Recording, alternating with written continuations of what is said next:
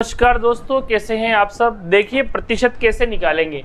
मान लीजिए हमारे पास सवाल है कि कोई राशि एक से है, उसका 10% 60 होता है। कितना है? 60 रुपये है। मान लीजिए एक से कोई राशि है, उसका 10% 60 है, तो वो राशि कितनी है। तो दोस्तों हम आसानी से इस तरह के सवाल को कर सकते हैं। x बराबर ये 60 तो उधर है ही सही, ये 100 उधर चले जाएंगे, तो ये 100 उधर चले गए और ये बटे की जो 10 है ये नीचे आ जाते हैं। तो 10 से 10 कट गया, तो दोस्तों हमारा 60 × 10 यानी कि 600 रुपये। तो दोस्तों बिल्कुल हमारा आंसर सही है, यानी कि 600 का जो 10% वो 60 होता है। तो इस तरह के सवाल आसानी से कर सकते हैं। अब दूसरे तरीके का सवाल आता है। मान ली जाए कि 600 का 15% निकालिए। 600 का 15% कितना होता है। तो दोस्तों हम लिख देंगे 600 × 15/100, तो ये आ जाएगा हमारा आंसर। तो 15 छंग 90। तो दोस्तों 600 का जो 15% वो कितना होता है?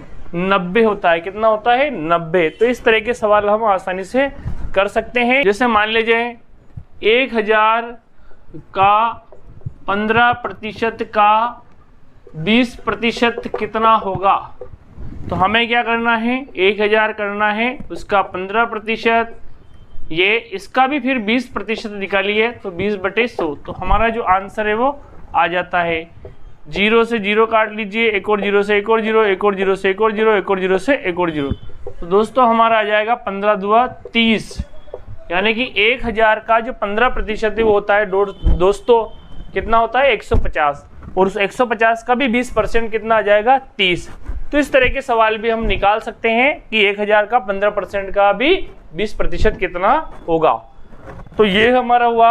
अब दोस्तों और भी सवाल हमारे, जैसे मान ली जाए जैसे 20 का 10% कितना होगा।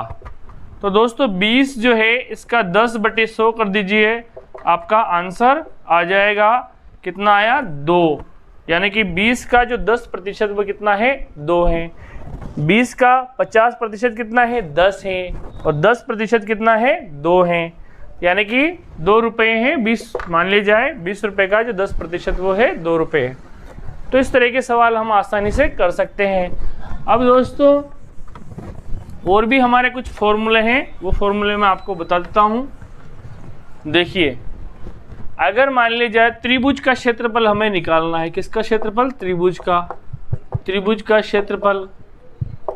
दोस्तों अगर त्रिभुज अगर मान लिया जाए समकोण त्रिभुज है, कौन सा है? समकोण वाला, यानी कि ऐसा त्रिभुज जिसमें एक कोण 90 डिग्री का है, तो उसके लिए है फॉर्मूला है 1/2 आधार इंटू ऊंचाई। क्या है? आधार इंटू ऊंचाई। और दोस्तों अगर मान लिया जाए त्रिभुज, अगर मान लिया जाए त्रिभुज की समबाहु त्रिभुज है, मान लिया सभी भुजाएं अगर मान लिया जाए, तो इसके लिए हमें क्या करना पड़ेगा? अगर सारी भुजाएं एक जैसी है तो √3/4 इंटू भुजा का स्क्वायर, ये वाला फॉर्मूला लागू करना पड़ेगा। अगर मान लिया विषम बाहु है, कौन सा है? विषम बाहु। तो दोस्तों विषम बाहु के लिए हमें क्या करना पड़ेगा? सबसे पहले एस निकालना पड़ेगा, तो a + b + c/2। फिर हमें हीरो का फॉर्मूला लगाना पड़ेगा जो है √s, s - a, s - b और s - c। इससे हमें निकालना पड़ेगा